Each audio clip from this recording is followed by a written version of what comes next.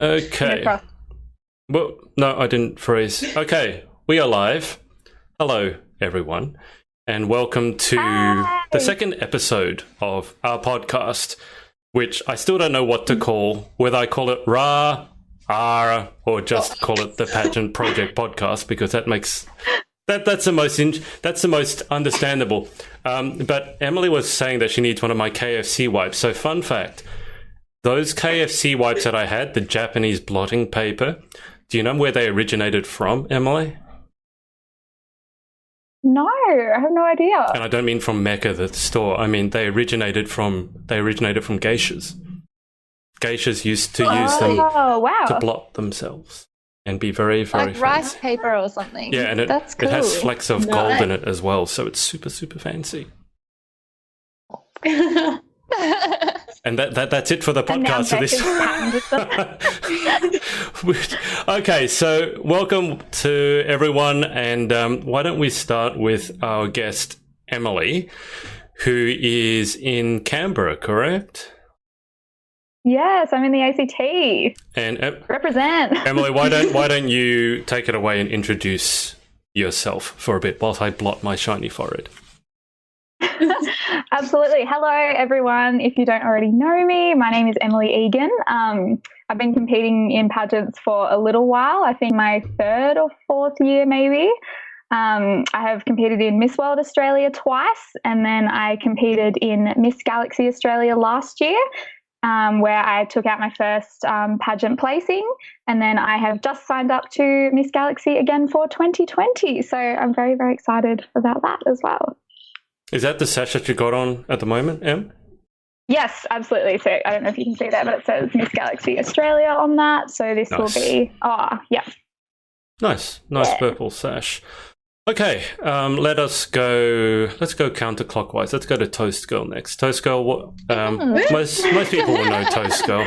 What's been happening in your life this week? Oh, lots of things. So I've just come up with a new title. So I've got Miss Silk Road Australia. That's my newest title. I'm also still Miss Australia Regency International as well. I'm going to China in very early September, and I'll be competing over there in the Silk Road Global Tourism Gala. Yeah. Yes, Queen. Yes, Queen. When are you flying out, Rach? I think it's the 1st of September. I just got my flight details yesterday, so. Not long. That's only a week. Not very just long. over a week. Okay, well, that sounds like a pretty full-on week. And then Miss AU Intel 2019 and her special guest, the koala. I'm not talking about the stain on the wall. I'm talking about the koala sitting in the background. No, classic cat. Rip. Died. Guys, that's the name. So, hi everyone. My name is Ruby Adamson. You probably know me already, and if you don't, hi, I'm Ruby Adamson. I'm Miss Australia International 2019. Covering all those spaces. So what has been happening in your life, Miss Adamson? My life has been pretty chill since getting back from international, which has been really good because I've just had time to just be like, whew. But I have started studying a particular topic, which I can't say yet until I finish, but it's been absolutely awesome. I've loved every part of it, and I'm really excited to share with you guys what it is after I finish that course. Oh.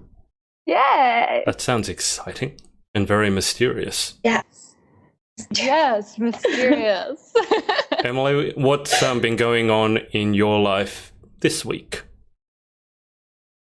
Yeah, so I applied for Miss Galaxy for the second time last week. So for me this week, it was just about meeting up with my sponsor and chatting to her about what sort of my plans. I'm very excited as well because I've been discussing with her, obviously, my charity initiatives. So all of that will come out down the track. But it's been so nice getting back into it, and you don't realize how much you miss pageantry until you either, you finish a pageant and then you have the pageant hangover and then you're like, what do I do with my life? So stepping back in this week has been so exciting to get the ball rolling again. You haven't had that big of a break, have you? I mean, you were in Galaxy last year. You make it sound like you've been away for 10 years. I It feels, when you don't have something on, it feels like you're out for forever. But it's really only been a few months. But obviously the Queens for Galaxy are in Orlando right now. And so it has been so fabulous this week, like seeing their journey and seeing them fly over and everything. It's been so exciting. So it's been pretty cool to watch them, have their experience over there, and just, it gets you really excited for the next Galaxy and the next experience. So yeah. They are all having, I'm just fiddling with Emily's camera because she keeps getting bigger and smaller, bigger and smaller. The Galaxy girls at the moment, I interviewed probably my last one out of the ones that are competing in internationals this week. And this is the first time I've interviewed someone whilst they're actually at the pageant. So she was representing Ireland. And as I was interviewing her, her Irish teammates came out from the door behind her because they were hungry and they wanted a bowl of Rice Krispies, which was so disappointing for me because the whole week everyone's been talking about their different, national cuisines. So Australians have, bloody Vegemite. The UK people, okay, out of all three of you, who knows what Biscoff is? Only from your video. That's the only reason I know what it is. Yeah. Okay, so apparently they're huge on Biscoff, and the Americans, God knows what they're having. But yeah, it's been a manic week, I guess, for myself. I was telling the Queens before we hopped on that this week the Galaxy interviews alone have had probably by now over 10,000 views. So it's just been absolutely manic. But it's been really great to see that all the Galaxy girls have been supporting all the other Galaxy girls, even if they haven't met them, from other countries, from other systems. So that has been amazing. And I think that leads us neatly onto our topic for this week, which is I've put how to pick the best system for you. But I did put a post up on Instagram. I don't know if you guys saw it about something. I don't know. I put up so many posts. But I know that's very... really well done. I think it was something about UK pageantry, and I was saying that I was blown away by how they will drive everywhere, hours and hours to support each other. In fact, the Ms. Galaxy that I interviewed, she's from Ireland. Yeah, I don't know how well you guys know the UK, but she said she's done 43 appearances in the last 12 weeks. 43. Wow. By the way, she has her own business, and I asked her how much does she drive, and this is not a unique story. They've been driving, like one of them said, a 36-hour round trip, like a 36-hour round trip to support one of your fellow queens. And I was like, okay, I think I was right when I identified the UK has something going on, but I think Rachel Everin put underneath that you need to find a system that you fall in love with. So I think that's probably the question that we're asking is, how do you find a system that you fall in love with? Now, I will obviously have my opinions, but I am the non-queen here. So I think I'll start with Miss AU until 2019 and her sidekick, Kevin, because I'm fairly certain that the system that you represent right now, you've fallen in love with. So why don't you start us off by telling us about your journey to find it and how you managed to finally find a system that you fell in love with? Yes, of course. So for me, I started pageantry when I was 13 years old. I came in by accident thinking it was just another modelling competition. Did my first pageant, was like, what is this? What have I gotten myself into? But I absolutely fell in love with it. And in 2015, I entered the Australian International Pageant, where I was lucky enough to be crowned Miss Teen Australia International 2015. And I just absolutely fell in love with this system and what it's about. What it says on the website is exactly what it's about. And our director is so transparent. She shows you everything you need to know. This is where the money's going to. Like, she shows you everything because she wants to make sure that you guys know what's going on. And obviously I love the overseas experience because you meet so many beautiful women that just have these amazing platforms that they represent, and everyone's there to speak about what their mission is and what their goals is. It's not there to particularly get dressed up and be fancy. It's purely to get there and just see how many people they can connect with in regards to their platform, which I think is just the most amazing thing.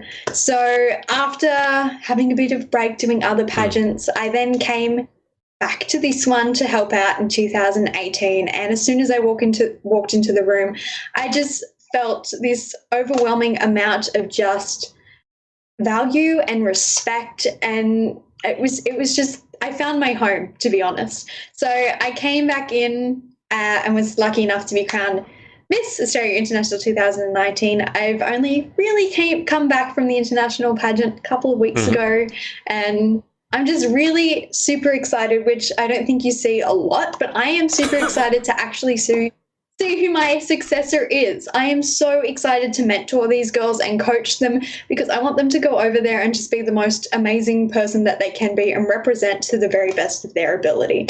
So I am currently helping Fariel with the pageant that's coming up in February for next year. Jeez. And yeah, I'm just helping her work through everything, and I'm just ready to see who the new queens are.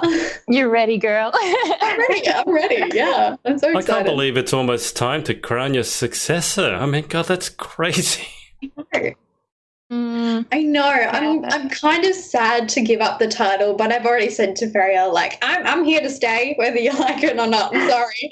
So yeah, I'm just really excited to see the girls who come in through the years in the future, and yeah, just to be able to be by their side and just help them every step of the way. So do you still have that plan to get married so you can do Mrs. and then get divorced so you can do Ms.? Oh, Yeah. no. I can say that to my director, because I do love this system so much. She said it, not me. Yeah, she was like, if you want to get married and come back, like, that's awesome, but maybe not the whole divorce. Just a joke, but no. But yeah, maybe Mum wants me to do another pageant. I'm like, I want to have a bit of a break. I feel like my whole teen years I've kind of been in the pageant scene, so I'm like, I just kind of want to step back for a bit, be a teenager, and just chill for a bit. But knowing me, I'll probably be like, not next year, but the year after, I want to do it again. Well, February is not that far away. It's only 6 months away, so you won't have a long break. Almost Christmas, guys. Yeah. Okay. Well, if you can't tell, Ruby's super excited. I will circle over to Toast Girl. By the way, Emily, do you know why we call Rachel Toast Girl? No idea. Okay. I've been wondering for probably ages, and I was just like, I feel like I'm not going to ask. It's that I feel that we want to display, but we also want to keep hidden just for our own enjoyment. I think Rachel, you should stop wearing crowns and tiaras and just have a giant piece of toast, like a toast hat. I'll just get a loaf of bread, and just put it on my head. But Emily, suffice to say that Rachel really, really, really loves toast. That's all you need to do. Like, I thought it was an extravagant story, and it's I just really like toast. I even mentioned it in my interview with Adrian. So there's one part of your life.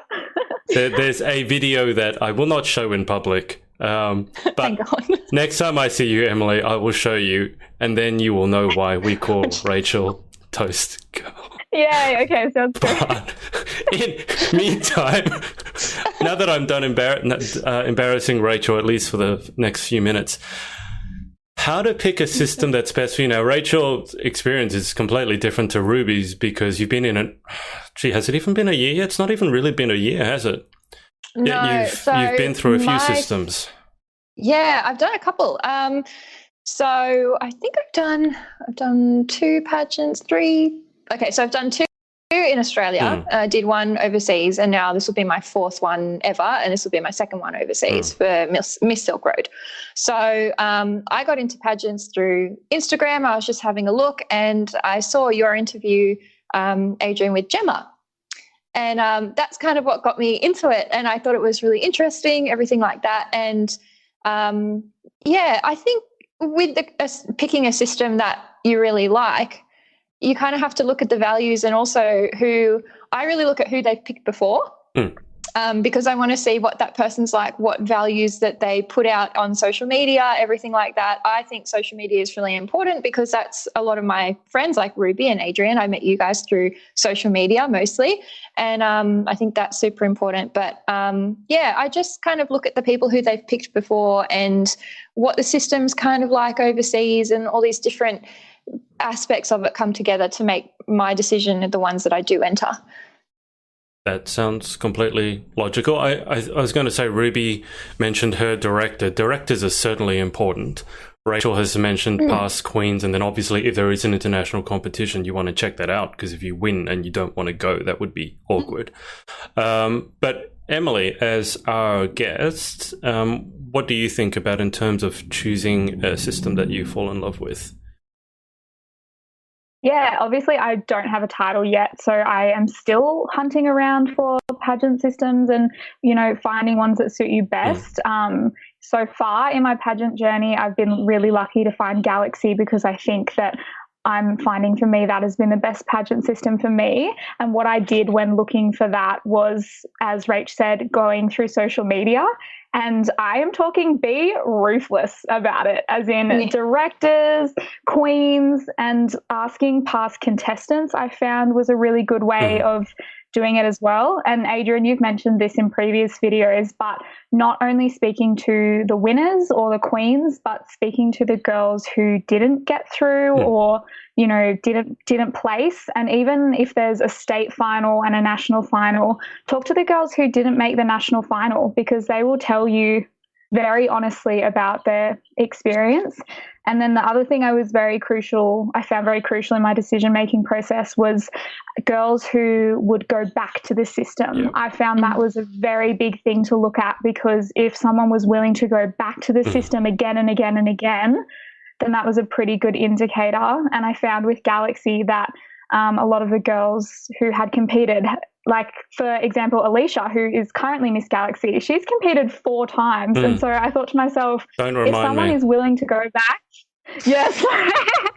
But it did make me think, if someone's willing to go back and lose 3 times, then there must be so much that they're gaining within that system. So I was very ruthless with social media. I really looked a lot into it and asking a lot of previous contestants about their experiences and their experiences with the management of the pageant as well. And so after doing that and looking on the website, I found that was probably the best way for me to go about finding the system that worked for me. I think you've all brought up really good points. What I want to ask is, I think it's obviously important that when we talk about finding a system that suits you, you need to know what you're actually looking for. So if I circle back to Emily first, what actually is most important to you when you're being ruthless, as you said? What are the 1 or 2 main things that you're really looking for from a pageant system? The first thing for me is definitely values, which Rach did touch on as well. There is no point going to a system that you don't feel like you're going to align with. So I'll give you an example. One of my pageant friends said, hey, are you looking at competing in Miss Earth Australia this year, which is one of like the big top 6 ones. And I had heard, good things, and I looked into Miss Earth, but then I really thought about it personally, and I realised that as much as, I am an environment lover and I care about those issues, that actually isn't where my advocacy lies. And so I wanted to be with a pageant system, and I'm not knocking Miss Earth whatsoever. I haven't looked into them enough, but it's finding a pageant that's motto really meets your values. And I know that I wouldn't be a great Australian delegate for Miss Earth, for example, because I wouldn't be putting my heart and soul into that advocacy. So probably for me, it's about being honest with yourself about what your values are and how you would be the best possible delegate for them as well. And then the other thing, I guess, is just going with your gut, like really be honest with yourself and say, is this pageant going to be something that I'm really, do all your background and say, is this really feeling right? And if the answer whatsoever is no, then to me, you have to be pretty honest with yourself about it.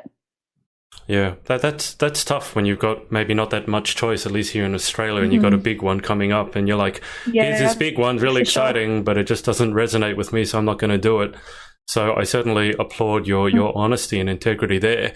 Ruby, what about yourself? What have you been looking for in your 5,000 years in pageant land? It feels like that long, honestly. The biggest thing for me is I am a very helping hand kind of person. So for me, I do look at the system, and especially like I can't fault ours, so I'm talking on behalf of this system, but it's not about ourselves. It's about, you know, that girl that can't do this. What are we going to do to make sure that she is known and that, you know, she's aware of what we're doing? So that's a big thing for me, is obviously it not necessarily being focused on the girl, but the work that she does for a particular platform. Yeah. And obviously another thing I said before is transparency.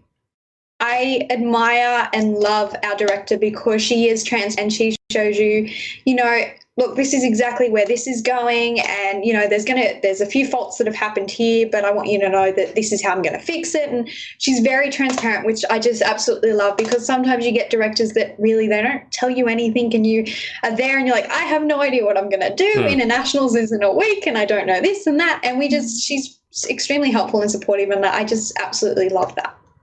And some directors you don't even hear from at all. So yeah. Exactly. Well, Fariel, honestly, it's either she emails you that night. She lives in Miami as well. So emails that night or the second day, really. Yeah. Wow. Guys, for those of you watching, if you have any questions for the girls as to how to pick a system, if you're wondering about one, or I can see a couple of queens watching, so if you have any suggestions yourself, then leave them in the comments below, whether you're watching the live or not. Really? Oh, God. We got synchronized waving going on. Jeez. All right. Rachel, what about yourself? What are your musts from a pageant system? My must from a pageant system, I reckon sometimes I don't really go for the big sort of ones. I haven't really done that so much. I did Miss Grand earlier on, but I do like the smaller ones because I like to help build something. So at the moment with Miss Silk Road, what's happening with that is Maddie May's the director of that now in Australia. So that's a very new thing for her to do, and she's a very good friend of mine. So I wanted to help out with that, and that's why I said yes to it. You know, I think that if you can get something out of it beyond just being in a pageant, you should definitely go after that as well. Like if you're going in it for the crown or whatever like that, that's fine, like if you want a crown, but you can just as easily go and buy one. But yeah, I choose the pageants that I go into because they're smaller, you've got something to work towards, and you can meet a whole bunch of different people that might be new to pageantry or even like kind of like an old hat to it, Ruby. Yeah, exactly. So that's what I would choose it on. Let's just figure out. So, okay, I've been in pageantry for just like, let's say a year and a half. Rachel is maybe call it 9 months. So together, let's be generous and call it 2.5 years. Emily, how long have you been in pageantry for? I think this is my 4th year. 6.5. Ruby by herself has been it for how long? Well, when I was 13, so... A long time. Math. About the same amount as all of us put together, because you're 19 now, so... Yeah. That is a lot of experience there. Let me. I'm an old lady, guys. Let me ask, and it's great you're not actually going dark this week. Last week, by this stage, we couldn't see you; you were just a shadow. Yeah, no lighting. I should know this. I'm a photographer, but you know that's all good. We got it happening this time. We got it happening. Ruby? Do you want to tell the audience what the significance of your koala is? Okie dokie. So I like to have a mascot. Okay, when doing a pageant, I think it's really cool to incorporate something that's kind of fun. So we bought this little guy that I absolutely love, called him Classic Kev. I had a couple of other names there.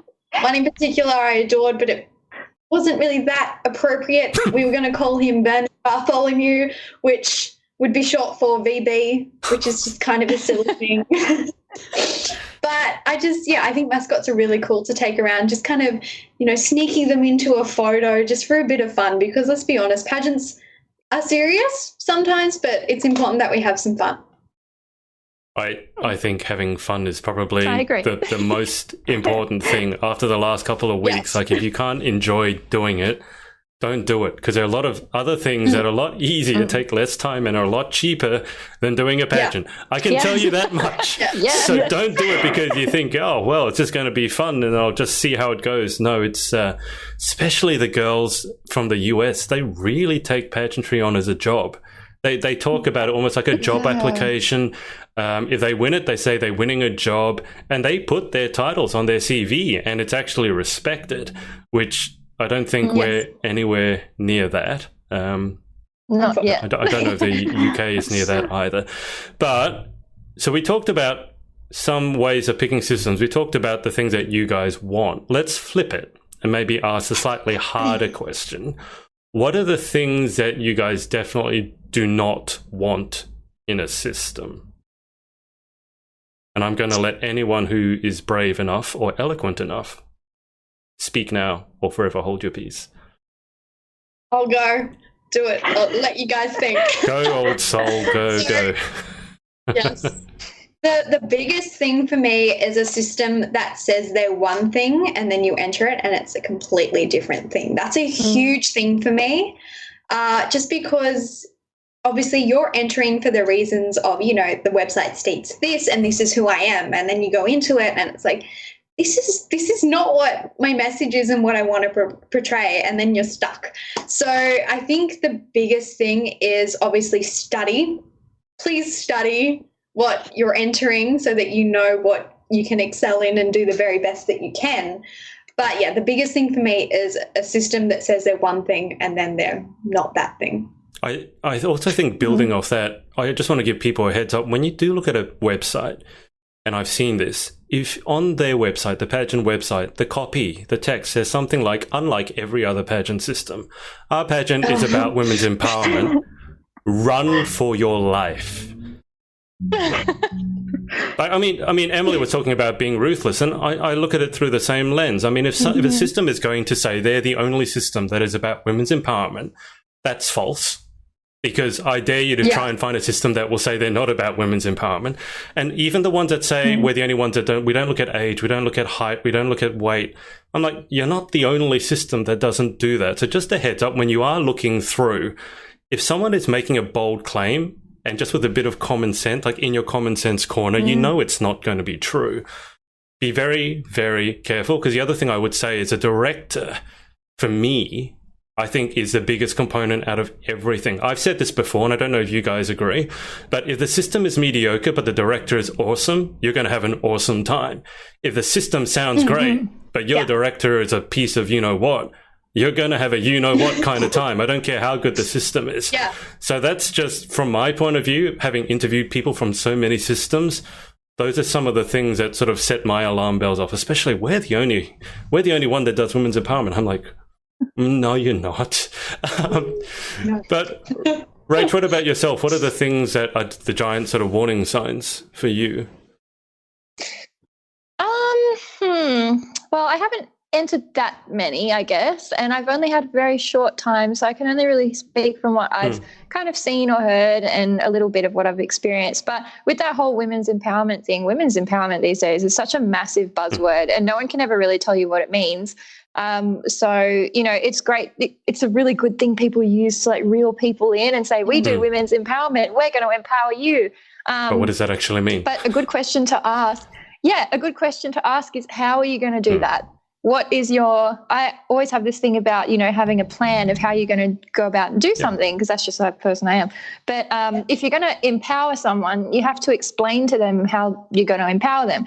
And that secondarily brings me to my other point about training. So, like, if you say you're going to train somebody, you better be training them, because you can't make a false claim about we're going to empower you through training you, and then there's no training, or it's very low level of training. So it's a really delicate balance that directors and whoever is doing the training in that particular time, if they bring someone in or whatever else, they have to be very they have to be expert at what they're doing and know what they're looking for to be able to teach you that. On that note, someone somewhere, I can't remember where, mentioned the importance of reading your contracts as well, because those pieces of paper, they're not just things you look at and then sign and then throw away. They are everything. And unfortunately, I have heard of circumstances where directors have promised things and then not delivered, unfortunately. Catherine, Ruby's mum, has said, I love the idea that it's not about you, it's about building the system. I think one day we should just get Ruby's mum on as a guest. I mean, seeing as you're in the same house anyway, you can just sit next to one. Ruby. Yes. She can come from a pageant mum perspective. That'd be so interesting. That would be so fun. She's at that phase in life where she is like, oh, should I do a pageant? I'm like, yes. Oh, do it. Do it. And everyone's like, yes. Whoa, hang on. Does this mean that you become her mentor and director? I don't. Oh, I don't like the dynamics of that. We made some photos the other day. So who knows? Catherine, are you good at taking directions? If you're watching from your daughter, she does have a lot of experience. She is the Sandra Bullock in Miss Congeniality. Like, she gets on stage and she starts giggling because she feels a little silly doing it, but it's just like the cutest thing. So yeah, so cute. I love that. I can't believe you just described your mum as the cutest thing. Catherine has Rubes can tell me what to do. That's fine. All right. Well, Catherine, you've put it in public. Aww. So if she tells you to do something and you don't do it, it's right there. Ruby might want to take a screenshot of that. No, but Catherine has got a very sensible head on her shoulders. Emily, are there any things that are warning signs for you when you are being ruthless in your search for pageant nirvana? Yeah, look, the biggest thing I look for as well is fairness and just like basic human like decency and common courtesy as well. And looking online as well, I've just thought of another point. Look at like spelling and stuff. Like, I know that sounds like something ridiculous, but looking at professionalism of posts and professionalism of websites and how up to date pageant things are as well, like whether their Instagrams and stuff are up to date, because it really will give you a good sort of clue on how organized the pageant system is. And I've found that's been one big way that I've done that. But really it comes down to me for values that I would want as a person. I really want those to be similar in pageantry, that I want fairness, I want transparency, I want equality, and I want a winner to be the right person who's the most deserving person. And I think above all else, we want the winner to be the most deserving winner and the person who deserves to win. And so I really struggle when I do hear terrible pageant stories about, you know, not necessarily the wrong winner, but someone who doesn't deserve to win. But yeah, it's one of those hard things. But I will add in one more thing. I want pageants to be like a family. Like, it sounds ridiculous, but it really is a sisterhood. And when you find the right pageant system, it becomes more than just a competition. It becomes a family. And I think that's super important. That's that again, I can't remember what the post was, but that was what I noticed with the UK girls. They really, and yeah, a lot of people said the currency and the distance we'd have to travel, and absolutely, those are factors. I mean, for us Aussies to get anywhere, it's going to, you know, cost us an arm and a kidney and a heart and a brain probably. But still, I mean, that's one of, you know. When I was interviewing the Miss Galaxy Island, she was saying she's done 43 appearances in the last 12 weeks. It's just insane. And that's not isolated. They really do seem to have a sense of family. And this is another thing. I don't know if this exists, Ruby may know, but they actually have pageant networks for the different parts of the UK. And they're like sort of chapters, and they're run, and they will get together, support one another. And the current Miss International UK, who's Harriet Lane, who I probably will be interviewing, she set it up. And she's only, I think, Ruby's age. I think she's 18 or 19. And she's been instrumental in setting these pageant networks up. And I don't exactly know how they meet or whether it's just online, but they have support networks. And one of the women was telling me through that network, for example, she's been able to find a mother who could take her daughter to all the appearances because she couldn't. And I was just thinking, I mean, Ruby, does that exist in Australia?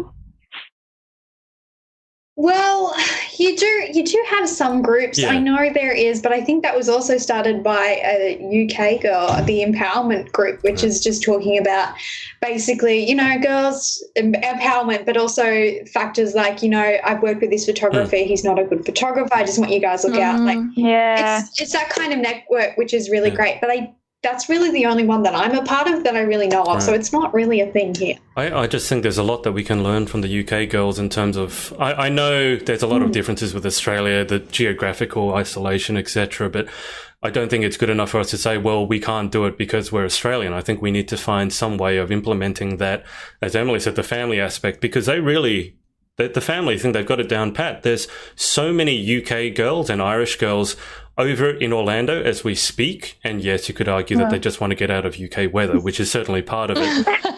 I don't blame them. Exactly. But they have flown over there out of their own pocket. And that's 8 hours flying time, right? And they're there to support. Now, whether that's UK or whether that's Galaxy, maybe it's a bit of both. But that's what I put that post up about. I've not seen such a strong element of family here. To be fair, I haven't seen it in the US either, but it's something that for some reason over there. I mean, Rach, you've got a bit of European in you. Can you speak at all to why maybe they've got that? Because I can't understand it. It's massive. Well, I've grown up in the Sydney Irish Australian community for my entire life. Like, I do Irish dancing, I do all the music and stuff, and all the people that I know in that, I've known for like 20-something years, So you do become a bit of a family. Yeah. And even if you go away for a short amount of time and you come back, you'll always know someone there or someone who knows somebody. And we just all kind of want to help each other out, and we just want to have, a good, nice time. And it is like a family. I don't know if that's a cultural thing, or maybe it's just the people that I hang out with. I have no idea. Yeah, it's bizarre. It's amazing, and just to be clear, it's for them. It's not a system thing either. A lot of them have entered multiple systems, and they will support each other cross system. I'm sure there is some inter-system rivalry, but they're not huge on that. They will go and support. So I just think it's amazing. Emily did mention spelling. And I laughed a bit at that when you said it, not because I thought it was funny, but because I don't know anyone in the world who gets more set off by bad spelling or bad grammar than I do. But I think that's a very good point as well. The other thing that I do look at is when someone, I think, sings their own praises a little bit too much. So, for example, if they have their big national event coming up, and they sort of use it's going to be a one-of-a-kind, spectacular, life-changing event, part of me just goes, just chill a little bit. It's just a pageant. Like, I mean, I get that you're all in, but, anyway, that I digress. So, let's circle around one more time. We've covered a few things. We've covered directors. We covered what you guys want, what you guys don't want, etc., and also how to find them, going through social media, interviewing past winners or past contestants. So I'll circle back to Emily first. And is there anything else that you feel that you want to add to the discussion in terms of someone who might be looking for a pageant and just doesn't know where to start? Yeah, it is hard because probably getting started for me is the hardest bit. And I was lucky when I started that I was pretty much thrown in by modelling agencies. So similar to Ruby, that sometimes they go through agencies and that's the best way. But what I would say is just once you kind of see an Instagram for one thing, they kind of all link. So make sure you do your research and be thorough with your research, which we've probably all said, but probably that's the biggest thing for me in getting started is just to be super thorough and ask the other girls, like get multiple opinions. Like that's probably just the biggest thing I can say is that just keep asking around, getting multiple sources of information, and then just go with your gut beyond that. But once you get into the pageant sort of system, you'll learn, but the most important thing is getting started. So dive head first, and you'll make mistakes the first time anyways. So the best thing is probably just to dive head in. Yeah, just do it for the fun of it because, your first one, like you might be going up against people who are a lot more experienced. So my first one that I ever did, I just did it for fun. Like I didn't go in to expect to even win anything at all. Yeah, so like my advice for if you are going to choose a system, and also if it's your first time in pageants, is to make sure that you're doing it for the right reasons. Don't do it because you want to win, because you probably won't. You don't know what you're doing yet. You haven't learnt yet, so you have to give yourself that time. Yeah. And Miss AU Intel 2019. I love how you just say AU Intel. It's just great. Because it's got it under your video, and I just love reading it. For some reason, it seems to roll off your tongue. I want to circle back to that whole family aspect just for a second and just say, I think one of the biggest issues that within that is a lot of pageants in Australia. It's like, I don't want you attending that pageant for this reason. And it's like, we're pageants. We should be supporting each other. So that's just one thing that I just kind of wanted to point out there is I think the biggest problem with our actual pageant community is a lot of the time we're not here as a pageant system to support other pageant systems. That's not a little thing either. And I'm really glad you brought that up because, as I said, I think the most important thing when you're choosing a system, frankly, is a director. Because it's a lot of fine print. They can say whatever they want, however good or bad their spelling is. But you've got to get a read on the director. If the director is completely above board, I think you're going to have a great time. If the director is not, then you're not going to have a great time. Like, I cannot think. You guys tell me if I'm wrong. Can you guys think of one legitimate reason why one system should not be allowed, that the Queen should not be allowed at another system, unless obviously the system is brought into disrepute or something like that? Is there any reason why I would... If I'm the director, I would not allow your system. Can you give me one legitimate reason for that? I don't know. Maybe if there's some sort of like conflict of interest, if there's some sort of like business history or something to do with like they pick their judges from a pool of people that are the same or something like that. Maybe something like that. But I don't think that's generally the case from what I've heard at all. No, from what I've heard, it just seems to be ego. It's like very territorial. They're just like, oh, you're on that system. We talked about this last week. Emily, I don't know if you saw it, but I started the podcast off by saying there were some girls at a major pageant that weren't allowed to crack the top 10. They were told this by the director because they had competed in other systems. Now, that to me is the nth degree of lunacy. I mean, what is that about? And you wish you had found out before entering and putting in all that hard work and money, time, effort, everything. They were told this at the national finals. So like in the middle of the national finals, imagine you've been through your prelims, you've been through state, you've been doing this for 6-9 months, and then you get to day 2 of the national finals and you're told, sorry, you never actually had a chance because you competed in another system. Oh, well. And that's my thing about family is that you would not say that to your little sister or your cousin or whoever it may be. And that's why I keep pushing this thing about family, but about respect and courtesy, because it's like, these are real girls. This is real emotion. People. This is not, that's right. They're people. And I just think pageantry should be like any other job or any other thing, that there has to be standards. There has to be things where the girls and the competitors and their feelings and their interests and their advocacy that they've worked so hard for have to come first. Because otherwise you don't have a system if you don't have girls who are going to step into it. Yeah, I completely agree with that. And another thing is, like, I've past experience where I've told, oh, you can't go to that pageant because I don't like that person, that director. And the whole thing, as I said before, it doesn't come down to you. I'm like, I want to go because I want to support the girls. I want to be there as a supporting community for them. It's not about me. It's about the other people. Yeah, I think something like that, Ruby, is, again, evidence of ego. The director is putting their own beef with another director in front of the interests of their own contestants. And I highlighted this last week. I think the most important thing is to put the contestants, as Emily said, the actual girls, put their interests first. It's not about the director's interests or the sponsor's interests. Unless you put the girls first, you're going to keep having conflicts of interest and going to keep making bad decisions. So, I mean, I just don't understand why, if we're going to have a family here, a pageant family, outside of your own friends, I don't see it happening when there are these egos that keep coming into play and they keep bumping up against one another. Maddie May has said, hey guys, sending you all love. And Maddie May. Jazzy Grace Alessio has joined. I don't know if she's still there. Hey, Jazzy, we should have you on one day. Jazzy, Yes. Jazzy also wants to interview me. I don't know how that will go. What? Interview you? Oh, that'd be fun. Oh. Flip it around. Enter the Twilight Zone. It'd be so weird me being interviewed by someone else because it's anyway. We should do what you did to us in the whole Jelly Belly thing. Yeah.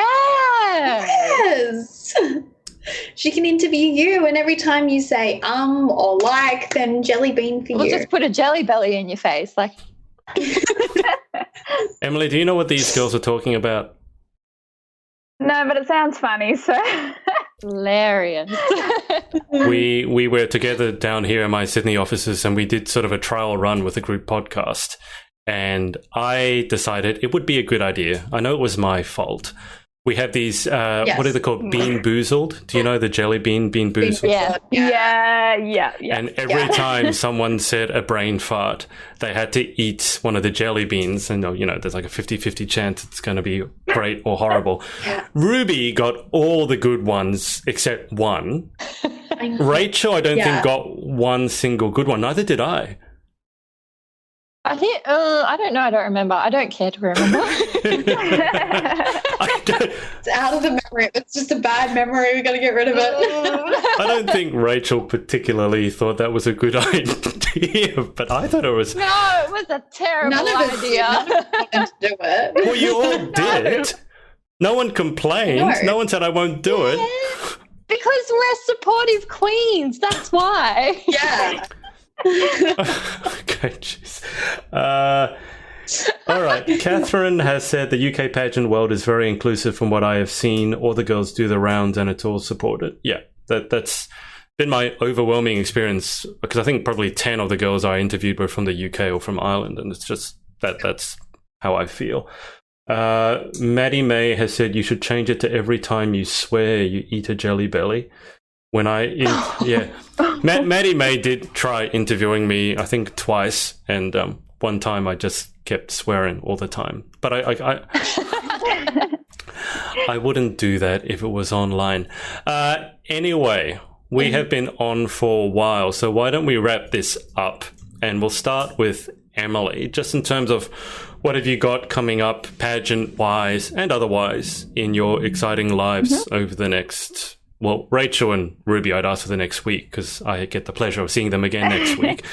But Emily, if you just want to give us an idea as to what's coming up in your future, that'd be great. Oh, and social media, if people want to follow. Yeah, awesome. So my social media is Emily Egan Insta. I use pretty much just Instagram for everything. My pageant life, I guess, is Miss Galaxy Australia 2020. I'm feeling very, very humbled to step back into that system, which I really love and adore. And as I said, I think it's the most beautiful family that I've found. So I'm just super excited to meet all the new contestants who are going to come through, and then meet up with all like the girls who will be returning as well. So I'm super excited to get my fundraising initiatives on track with that and start working hard towards Galaxy. But in terms of personal life, I'm finishing up with uni, so I'm super, super excited. Oh, I know that feel.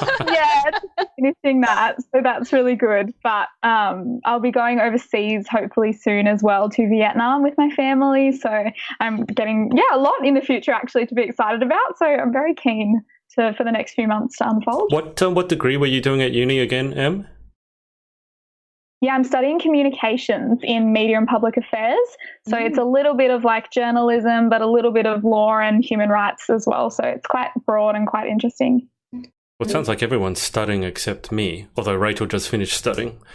But you want to go you want to go back in and get your PhD, don't you? I gave you until the end of this year. Not right now. Maybe not right now. Oh, my poor brain. It's just full of information that will never be used. And that's the academics institution here in a nutshell. Or a nutcase.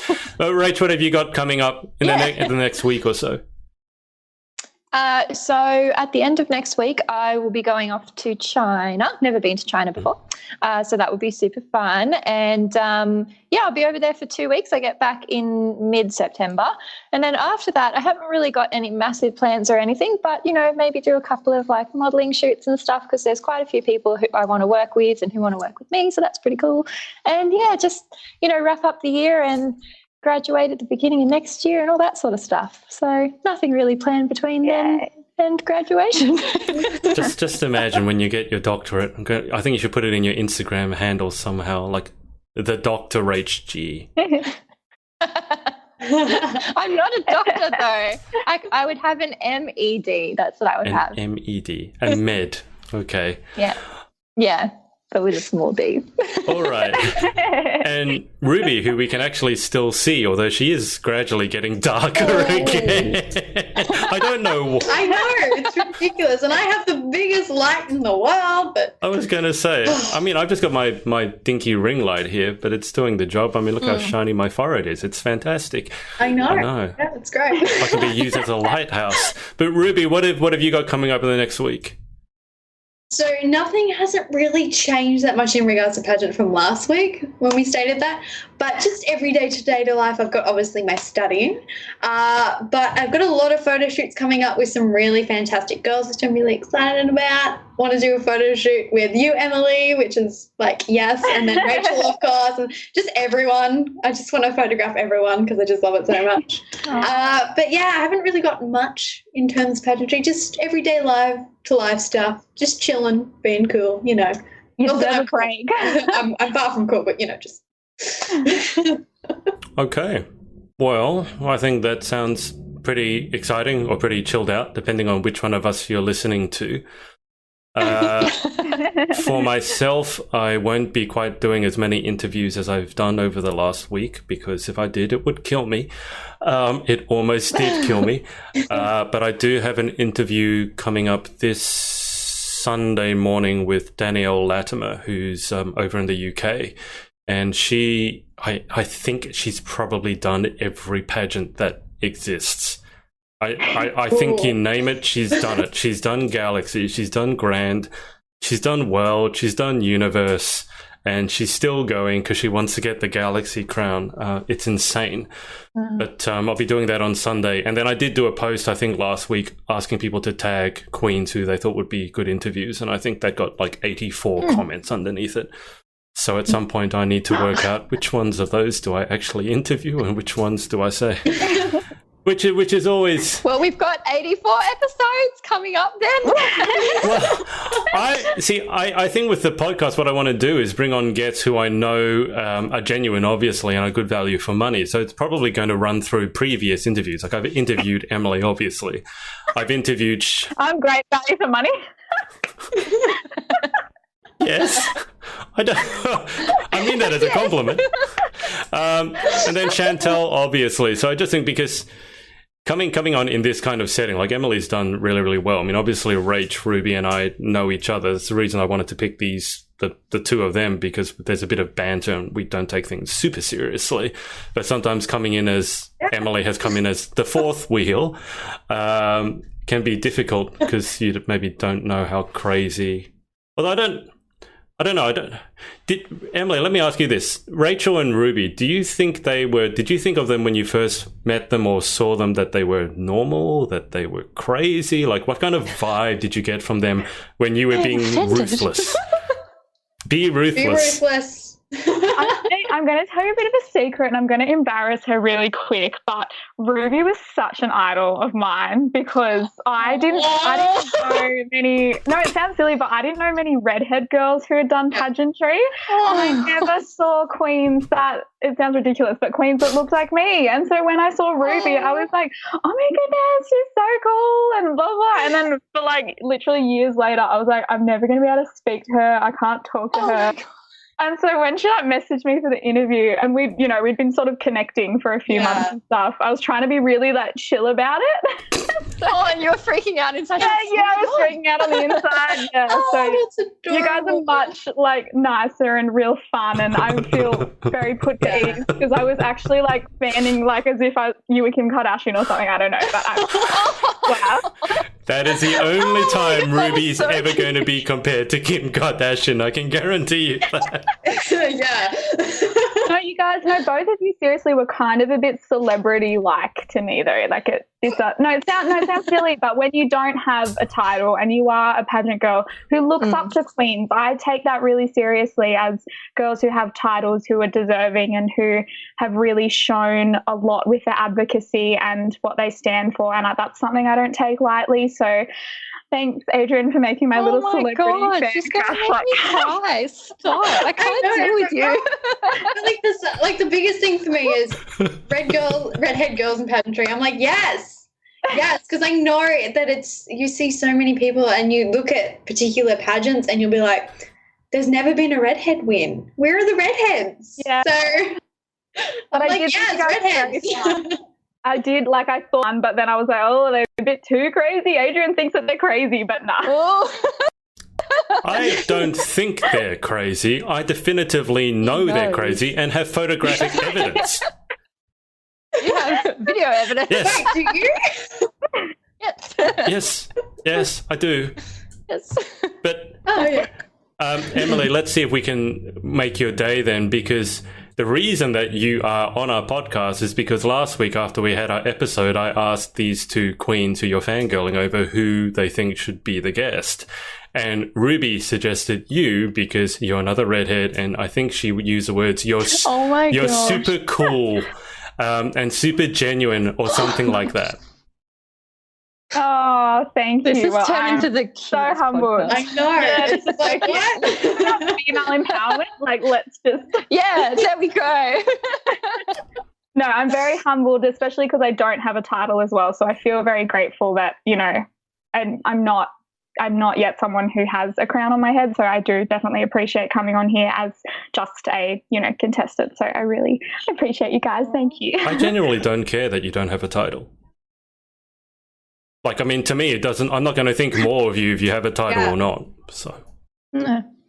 I used to be the same when I started, and I was like, "Oh my gosh, Gemma White, she's amazing!" And I followed her for literally weeks, and I was like, every time she posted, I'd be like, "Oh my god, she posted." I don't know if she knows that. If she's watching that, how embarrassing. well, I think we all still do with Gemma though. She's so beautiful. Okay, well, she's really nice. It sounds like Rachel wants to have Gemma on the podcast. Yes. Oh my gosh, can we please? Gemma, now, coming to sort of the technology stuff, the challenges. So Emily Bless had technological issues. Emily Gemma would make Emily look like some sort of tech genius. Oh. Gemma cannot work technology to save her life. So, oh my gosh. But she is a very ordinary girl. I call her the extraordinary ordinary girl. There's no pretense about her. If you ever get a chance to chat to her, she's very down to earth. She's got her own battles, as all of us do. But she's actually very, very relatable, surprisingly. I never really fangirled. Did I fangirl over? Fanboy. No, even Miss World, like Sarah Marshke. Probably a lot of people will see her go, "Oh my god, she's Miss World," but she's the most down to earth, relatable person. She's so chill. I love her so much. I met her in the Miss Grand casting, and we're sitting next to each other. I was just like, "Oh hi," and we just had the most relatable conversation. We just got on really well, and then we did our interview together, and we just sat there. She's so normal. It's just so nice. Yeah. It says something though, queens. I think you really look up to queens who are, they come off with this beautiful, elegant image, but when they're actually so easy to talk to and they are normal people, it kind of just makes it amazing because you're like, these are real girls. They're not this incredible, beautiful, they are all of that as well. But it's also, she sits and watches Netflix with cheezels on the couch as well, and that's how it should be. Yes. Well, I can tell you in Gemma's case, it's chocolate. I keep telling the story that Gemma was actually... I was messaging Gemma back and forth on Instagram one night, and whilst I was messaging her, she actually chipped her tooth on chocolate. Oh no! That's how much she actually... That's so relatable, though. And then she had to go to the dentist the next day. I actually think she's properly addicted to chocolate, as I'm assuming all three of you are, because you are pageant competitors. Mm-hmm. Yes. I'm not big on chocolate. Like, Oh my God, what's wrong with you? Nutella stuff. So I'm sorry, I don't idolize you anymore, Ruby. Like, I thought you were much more relatable than that. I can't believe that. okay. So, Ruby, have you ever been fangirled over before? No, never. I never. I'll go hide in the corner. No, it's that thing because I am just like, you know, I'm just like a normal person. I'm just me, you know. So I never expect that kind of thing. I never do because I'm just like, I'm a normal person. Whatever. Like, chill. I think that shows, though, how much you actually do as a queen, or for anyone in general. It does show you have a lot more of a reach, I guess, than you would ever even realize. So it's very important, I guess, that you use your platform and you know, and you guys are great examples of that. But, you know, you have a lot of people that probably look up to you without even realizing it. So, yeah. So I think we should just bring Emily on every week so she can make us all feel good about ourselves. I know. I think this is about great. to say, like, forget Alexa and like Google thing. We need you every morning. Just like, hi, world's going to be great today. It's like, yes. Positive affirmations every morning with Emily. Well, it's a lot cheaper than therapy, so. Yeah, True. Okay, so Davina Kim Hopwood has said, love the support you're giving these girls. She said it was a great idea. Well, thank you. I've been thinking about doing this for a long time. So Catherine has said, so cute. And then she's also said, neither does Adrian, but I don't know what that was about. Ruby, ask your mum. I don't know what that was about. Immediately my brain went chocolate, but I think you like chocolate, don't you? No, not really. Anyway, There we go. I think we will wrap it up there. Let's thank Emily for being our guest and for saying such nice things about us. I know. Oh, thanks for having me.